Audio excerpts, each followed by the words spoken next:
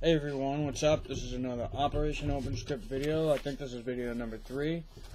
In this video I'm going to try to keep it as short as I can. And I'm going to explain how Lyme disease destroys the body step by step. I'm also going to go over some of the false paradigms of what the main drivers of the disease are and what they aren't. And some of the misconceptions, some of the ways we're not addressing the problem. So, get right into it. And right now, I'm going to start reading about what Lyme disease is not. And number 1, Lyme disease outcomes are not about spirochetes as the main driver of illness. The bulk of this is not about the persistence of the infection versus no spirochetes. It's about what it does. So, what it does to the immune system in the body. It would be like someone smashing up your car and breaking critical parts. Going after the person afterwards may prevent further damage, but you still have to fix your car from all the damage already done. Otherwise, you won't be able to drive your car. So it's not about the spirochetes themselves that cause the more severe complications. They still cause complications. I'm not saying that they don't. I'm saying the main driver. And it is not the spirochetes drilling through your tissue that's causing the bulk of the symptoms or the more devastating symptoms. But rather a whole spectrum of infections taking over due to what has happened to the immune system. It should not be approached as clearing an infection, but restoring the immune system and clearing out the zombie-like immune cells. If we get rid of the spirochetes, we still have the damaged immune cells. So that's like really a big aspect of it. And if it was about spirochetes, then when they made the Lymerix vaccine, why did they only use the outer surface protein A? Because it's about the antigens. And they know that. Number 2, this is not about autoimmune disease or inflammation as it's understood as a immune response. Inflammation is an immune response. And I don't think this is the cause of all disease. And you can clearly see that. Many of the cases are immunocompromised and not producing an immune response. This is about other opportunistic infections like viruses, fungal infections like Candida albicans, parasites, and bacteria ravaging our body because of the immune system being compromised. So they still do the damage. Like the spirochetes still, cause problems but it's because of the immune system being compromised. We have to get the medical system to take responsibility and start addressing the main driver of illness here: immune tolerance from a post-sepsis shock, which the immune system is left altered and dysfunctional.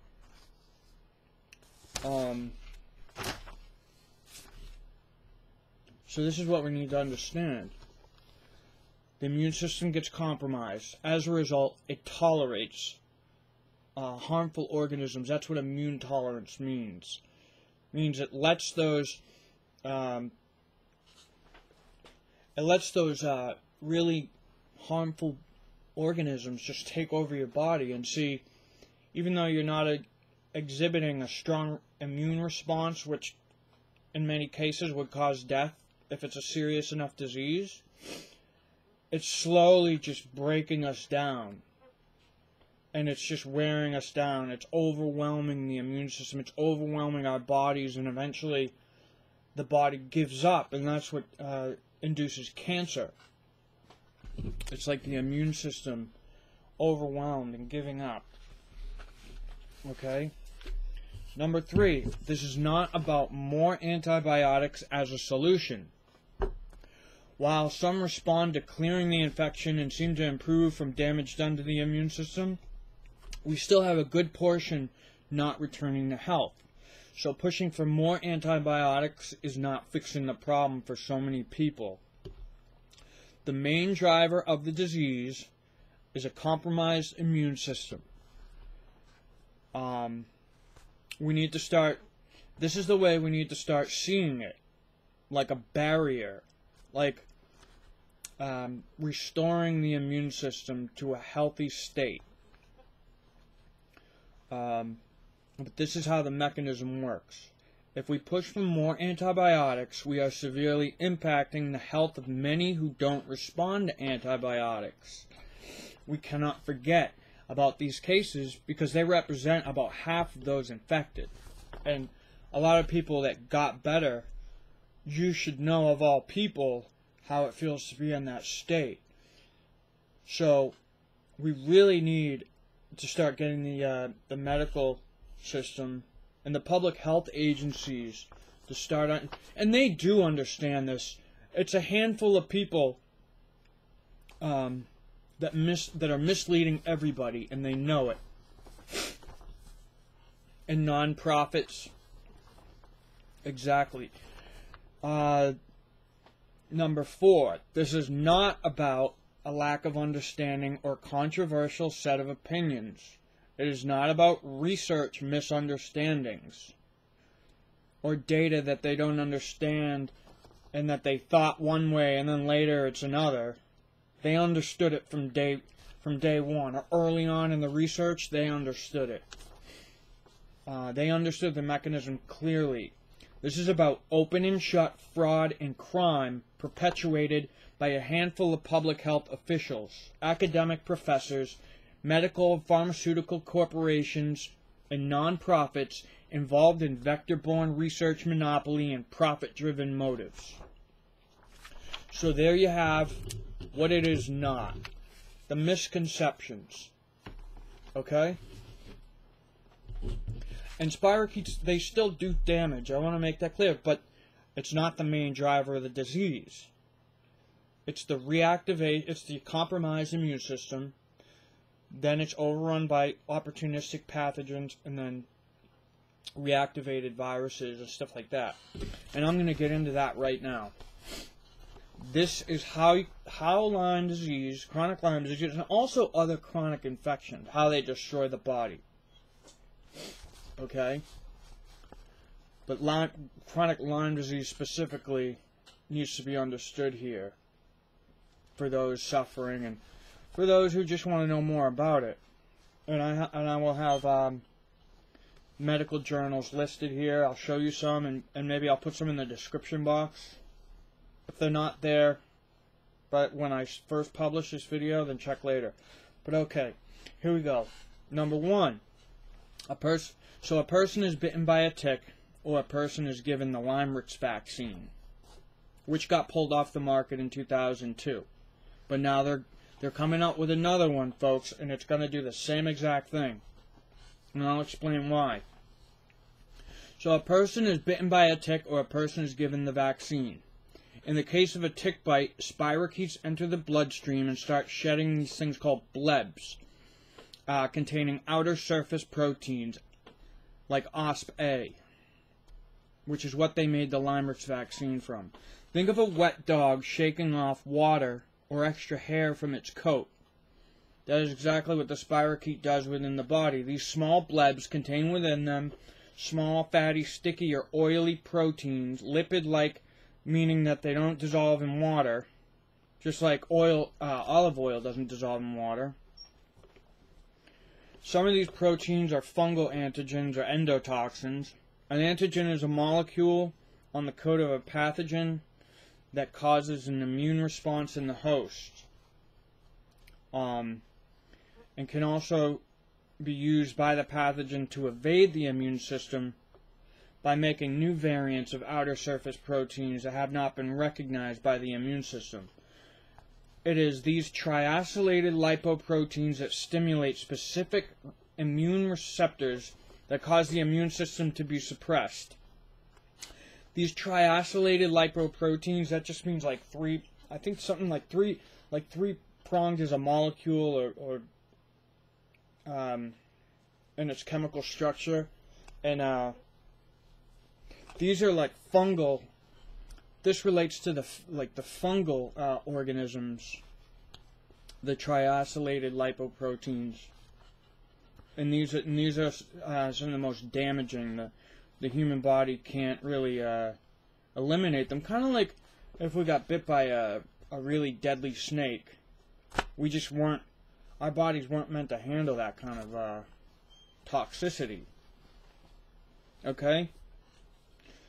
OSP-A is what they made Lymerix out of, the Lymerix vaccine, which was the Lyme disease vaccine. They're injecting people with outer surface protein A. That's a triacylated lipoprotein that's like a fungal endotoxin. It's like injecting snake venom into you. You can't handle it. You shouldn't be injecting it into you. That's my point, is that we're just not able to take these things. Our bodies cannot respond to these things and able to survive and create the immune response we need. Okay, number 2. In a spirochete infection, certain outer surface proteins like OSP-A and OSP-B, when I say OSP-A, that's outer surface protein A and B, are downregulated, meaning they are reduced and shaken off into the body from the spirochetes. As OSP-C is upregulated, meaning increased, taken up and used by the spirochete. The spirochetes go to the brain and lymph nodes, along with the OSP-A, which starts to interact with the immune system. In the case of vaccination with Lymerix, or the new one coming out, I think it's called Valneva, the OSP-A, without any spirochetes, because it's just a vaccine, is injected right into the bloodstream and go to the lymph nodes and start interacting with the immune system and shutting it off. The OSP-A and OSP-B outer surface proteins A and B fill the TLR 2 and 1. That's toll-like receptors. They're just receptors of the immune system. And those stimulate immune responses. So the organism, it's like it connects with it, and then your immune cells start responding. The toll-like receptors, like I said, they generate the correct immune response or lack of response depending on which TLR receptors are filled. Now think of how your brain has receptors that substances fill and produce a feeling, like drugs. Only in this case, the receptors are in the immune system and producing a response from the immune system to fight an infection. In the case of OSP-A, it's the TLR 2 and 1. So yeah, I think you have up to 10 different TLRs that we know of. But these specific ones, they're all assigned to different ones. Here's an excellent way to show you this. I have actually a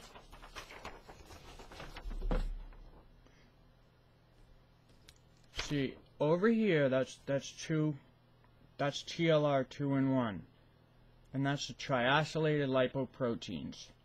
Those deal with fungal. Right? Let's deal with fungal. And then the other ones over here, like viral, lipopolysaccharide, bacterial stuff, and then down here. So you have a bunch of them. And so, and here's another good example.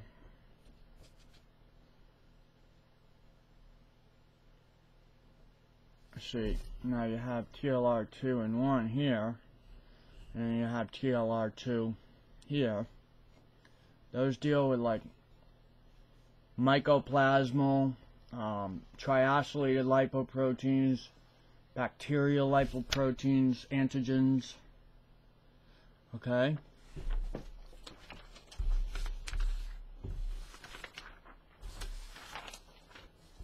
And there's a picture of these little, see these small circles, very small circles here, in there? Those are like the antigens, and this spiral is like, that's the spirochete. Okay? So it's these little antigens that shut off the immune system. Alright?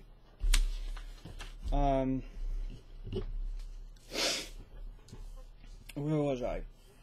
In case of OSP-A, it's TLR2-in-1 stimulation, also called TLR2 agonism, meaning it acts on those, produces a surge of cytokines. These are proteins. Cytokines are proteins used by the body to signal the appropriate immune response to foreign material. And the surge of cytokines would normally kill us if it did not shut itself off. And then this is where the immune system is compromised and learns to tolerate, which is called immune tolerance and cross-tolerance. Letting these diseases just ravage your body. And that's what they're doing. So number 4. Why is it that the immune system cannot fight these TLR2 stimulating diseases? Because the organisms containing the dangerous endotoxins are either evolved enough or have been weaponized to overcome our defenses. And the fungal endotoxins given through vaccines are synthesized and too powerful to handle, and they overload our immune system and poison us, just like there are also natural fungal endotoxins and fungal infections that we just can't handle. And that's most of them. Okay? We weren't meant to be exposed to them in this way, just as like I said before, we were not built to be exposed to a snake bite from a deadly venomous snake. We wouldn't try to inject deadly snake venom into us, because we know we can't handle it. And I know they're two separate things. It's like a venom and a bacteria, but we aren't built for the injection of these fungal endotoxins, the TLR2 agonists, because they shut it off, basically, and they blunt it. And then when all the other things reactivate, it just overwhelms us totally. Number 5, this overwhelming of the immune system creates a condition of sepsis within the body. Sepsis is like your own blood becoming toxic to your own body. The spirochetes shed the OSP-A upon entering the body and go directly to the immune system and cause the immune dysfunction, tolerance, and cross-tolerance. And like I said before, immune tolerance is your body not responding to the infection and just letting it overrun you. Obviously, we have an immune system because that's bad for us if they just overrun us. That's why we have our immune system. But when it's not working properly, that's exactly what it's doing. It's just overrunning us. And so, when the spirochetes enter, or when you get a vaccine, all this damage is done fairly quickly in the first few weeks. Okay, and there's plenty of research that backs that up. And so, yeah, number 6. As a result of the immune system turning itself off to accompany the TLR2-induced cytokine storm, Latin viruses like Epstein-Barr virus, human herpes 6 virus, and human cytomegalovirus, or they're all herpes virus, or herpes-like viruses, turn back on. These latent ones turn back on and allow opportunistic infections. That's like Candida albicans, and like influenza, or maybe something that normally wouldn't infect humans, but because our immune system's compromised, would. And it allows those to ravage the body, similar to a post-sepsis syndrome, or the same outcome you have in HIV-induced AIDS, just different source. So, you still have that compromised immune system. Number 7, the Latin EBV, Epstein-Barr virus, is found within the immature B cells hanging out in the bone marrow and lymph nodes. When it turns back on, the EBV, or the Epstein-Barr virus, takes over the B cells, and that inhibits apoptosis, or programmed cell death. Apoptosis is like programmed cell death, where your damaged or infected immune system, immune cells will kind of like commit suicide to save you instead of to continue functioning as normal cells. So, in this case, though, the Epstein-Barr virus, which is already in the immune cell, stops it from destroying itself and immortalizes it. This means that the B cell becomes a mutated immune cell overtaken by the Epstein-Barr virus and works in the interest of the virus instead of you. So it basically turns your immune system into a zombie, half dead and hardly working the way it should. Number 8. As the body learns to tolerate devastating diseases and pathogens that you would normally fight off, it starts to wear down the person and overwhelm the immune system. Chronic fatigue and feeling run down, severe headaches, and a myriad of complications result from things like systemic fungal and bacterial infections, parasites, and viral overloads. The person becomes incapacitated, unable to work much or enjoy life, without a great deal of exhaustion and extreme discomfort. Eventually, this may lead to cancer and cancer-like outcomes. It's like your body giving up. Overrun. Number 9. Treatment success is variable, with a great deal of people not getting well despite many attempts at various treatments in both the mainstream medicine and as well as alternative medicine. If bitten by a tick, the spirochetal infection becomes a secondary problem. Still a problem, but it's not the main driver, as the damage to the immune system has been done already. There is no way to reverse this. There's no accepted way to reverse this. I'm not saying that people don't get better, because there is that dynamic about life. There's still a lot we don't know. But I'm saying in a general sense, okay? I mean, there are cases where people get better with this or that, so, I get that. I'm just saying overall, okay? So we need the medical system to acknowledge the problem before there can be any substantial research carried out in that area and, made for that aim or goal. Thus, the dilemma is that they are suppressing this mechanism and pretending it doesn't exist when they've known from very early on what it does to the body, but they refuse to address it. So they know what this is doing to us. They know these main drivers. The real high up authority, all those Lyme authorities like Alan Steer and Derlin Fish and everybody in this. Get a good look at these people. These are the ones perpetuating the crime. Alan Steer, Derlin Fish, Alan Barber. Here you have Gary Wormser, Barbara Johnson, Philip Baker, Mark Klimpner, Edward McSquegan, and John J. Halperin, Eugene Shapiro, Arthur Weinstein, John J. Connolly. Those are just a few of them. There are more. But that's the bulk of them. So, number 10, what needs to be understood here is that in both instances, spirochete infection versus Lyme-Rix-Valneva vaccination with just OSP, you have the same result. So how do you get the same result if one of them doesn't even have spirochetes in it? Like I said before, folks, it's the antigen. One person is exposed to spirochetes via tick bite. The other person who gets the vaccine has no spirochetes, gets the same disease.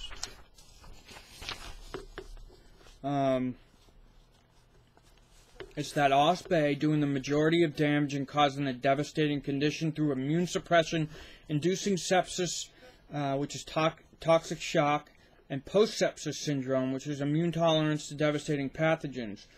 The spirochetes become a secondary infection, just like the opportunistic infections ravaging the body are a result of the immune suppression. You can have a similar result from infections.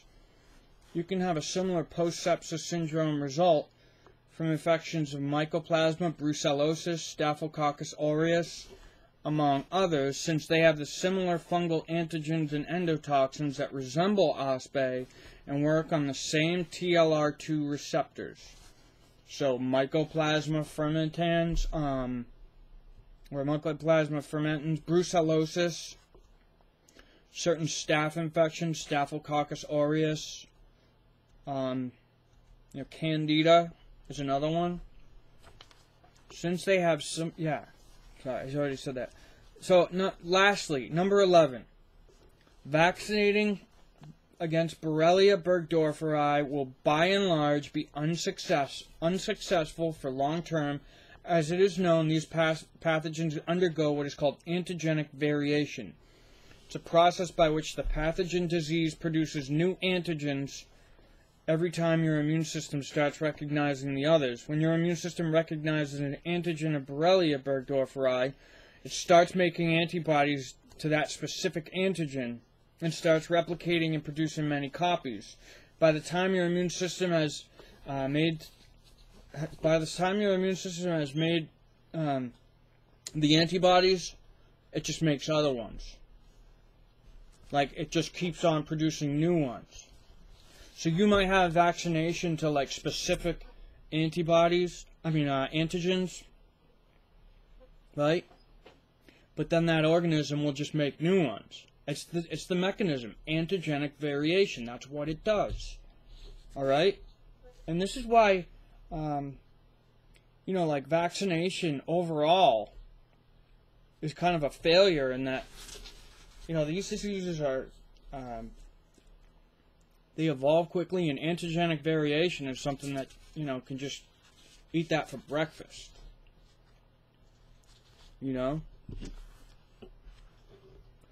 And it's going to continue to be unsuccessful. They're going to try this new Lymerix vaccine, which is called Valneva. It's going to have the same result. It's just ridiculous. They had to pull Lymerix from the market in 2002, okay, because it caused so many. And see, they're saying it's due to low sales, but that's bullshit. It's not. It's because it hurt a lot of fucking people. Excuse my French. It hurt a lot of people, right? Caused a lot of injuries and lawsuits. It caused an FDA hearing where people testified that it was hurting people, and they pulled it from the market. That's what happened. And now they're going to do it again. So everybody needs to understand that about this Valneva, or whatever it's called, this new Lymerix vaccine. And I'm going to go over a little bit of research, just quickly, briefly, because I don't want this video to be too long. Now this one is called Circulating Bacterial Membrane Vesicles Cause Sepsis in Rats.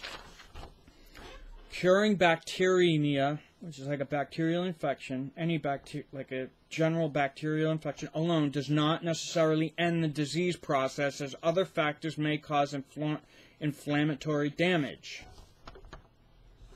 We hypothesize that vesicles, that's like the outer surface proteins, it's just different words, initiate an inflammatory response independent of the parent bacteria.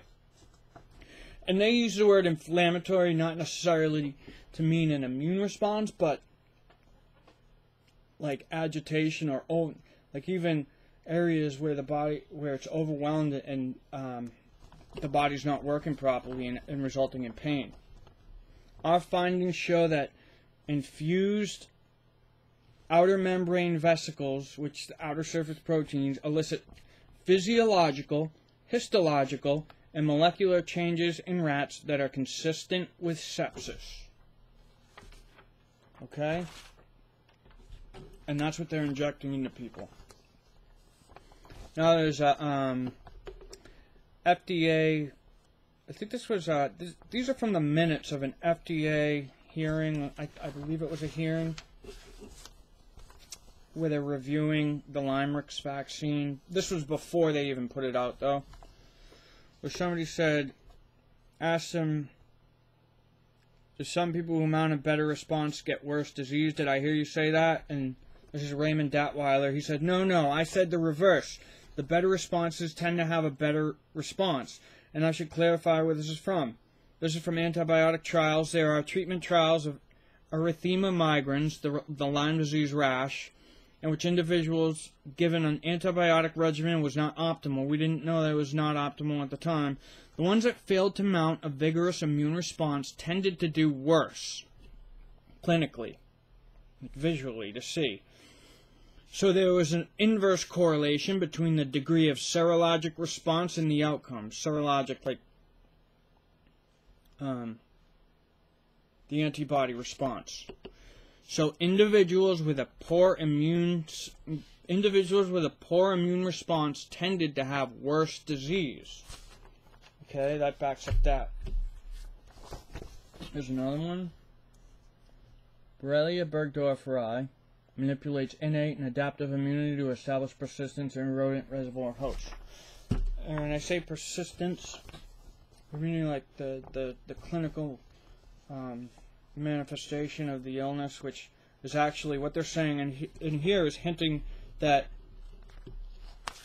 it's what it's doing to the immune system that's causing all the disease, like all the disease symptoms and outcomes. Okay?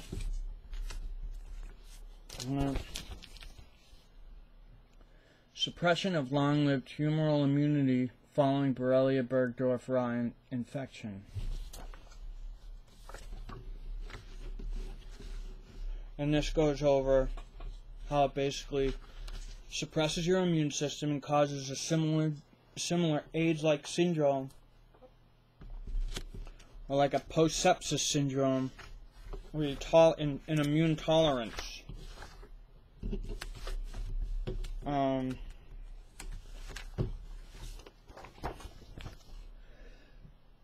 Toll-like receptor, that's TLR, like the TLR2 I was talking about. Toll-like receptor polymorphisms are associated with increased neurosyphilis risk. Syphilis being the spirochete infection, which so the polymorphism is like mutating your immune system and causing the outcome that they see in some of these like in the syphilis. But they talk about the TLR2 mechanism. Okay.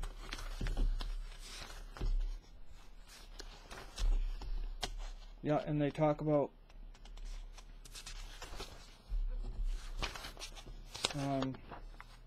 like what it does.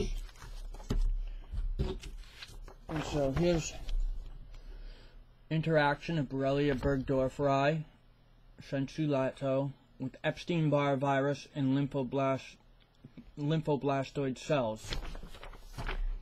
That goes over, it talks about how the Epstein-Barr virus is reactivated. So here the Epstein-Barr virus as a human lymphotropic herpes virus may participate in evoking severe neurological symptoms in immunodeficient patients. That's significant because the neuro symptoms may not just be what they're saying as Borrelia, but the Epstein-Barr virus that's been reactivated, which is like a herpes virus. Okay? Now, modulation of natural killer cell activity by Borrelia burgdorferi. That's like the mutation of your natural killer cells are like your immune system cells that they go after the infections, and modulation just means like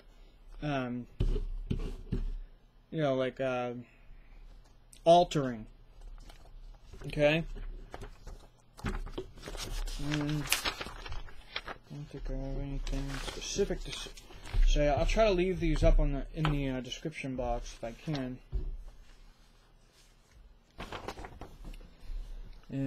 Modulation of lymphocyte proliferative responses by canine Lyme disease vaccination or recombinant outer surface protein A.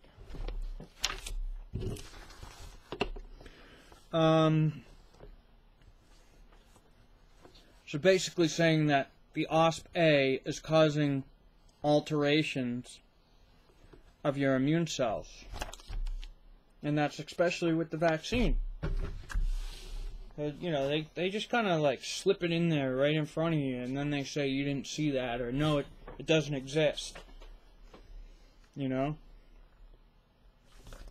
And so there is toll-like receptors in Borrelia burgdorferi induce inflammation, or I say agitation, because it's not the immune system.